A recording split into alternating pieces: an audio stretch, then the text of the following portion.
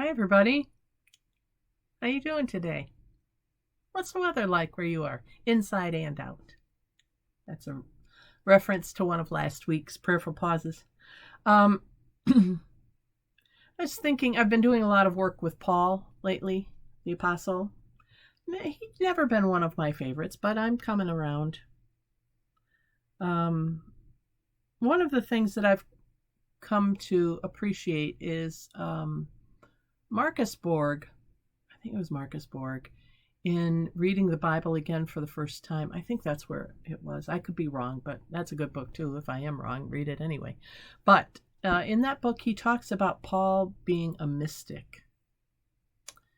I never really thought about it that way before, but Paul has this experience, as you know, of the whole conversion thing on the road to Damascus, and it meets all the criteria for a Christian mystical encounter.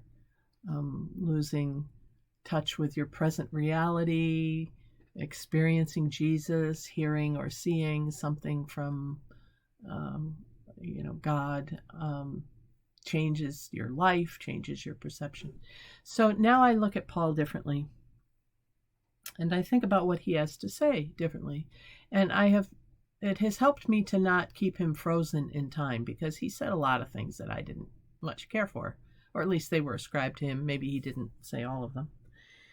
However, one of the things that I really like about Paul is that when he and Barnabas were starting the churches around the Mediterranean, he was the one responsible for making sure that people, his side of the argument was that people who were Gentiles or pagan worshipers, that they could become Christian, and they didn't have to become Jewish first, because the disciples who were gathered in Jerusalem, Peter and James, the brother of Jesus, and those guys, they were all thinking, well, Jesus had been Jewish, we are Jewish, this grew out of Judaism, therefore someone should have to become Jewish before they can be considered to be a follower of Jesus. And Paul was the one who really said, no, that's not it, that's not right.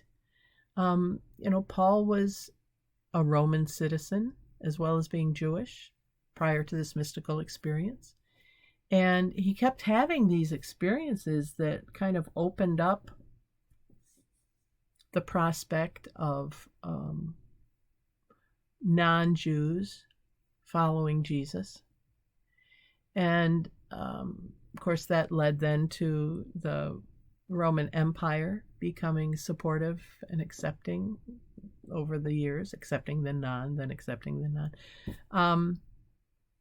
But I think about Paul adapting to the times. He was really quite good at adapting to wherever he was, whatever he was doing, while holding on to the central message.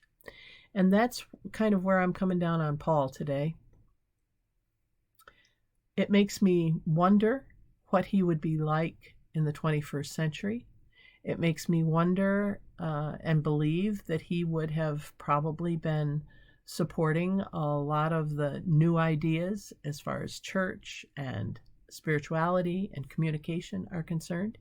He was a man of his time and ahead of his time. And so I have to think that even if he were alive today, he would be ahead of his time.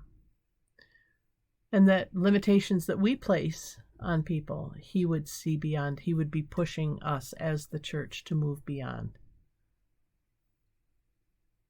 I don't know why I think that's important for a prayerful pause, but it has been kind of pushing me in this direction. So I wanted to share it with you. He challenges me to think beyond where I am comfortable and to move beyond where I'm comfortable. And even just saying that, I'm reminded of times when I was growing up where I wasn't comfortable doing things. We grew up on a lake, for instance, for the first 8 years of my life. And I was not comfortable maybe jumping off the dock into the water. And yet I was really comfortable being in the water. But it was the act of jumping into the unknown. And I was encouraged. I was never pushed. I was encouraged. And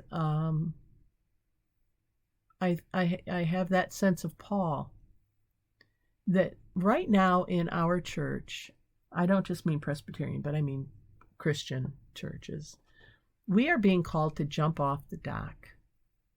We're being called to go where we haven't gone, not too sure of how cold water's going to be or how warm, not too sure of what it might feel like, and yet to do something different. We're being called to do that, let's face it. Because if what we had been doing was working, if we were meant to be doing what we've been doing, it would be working.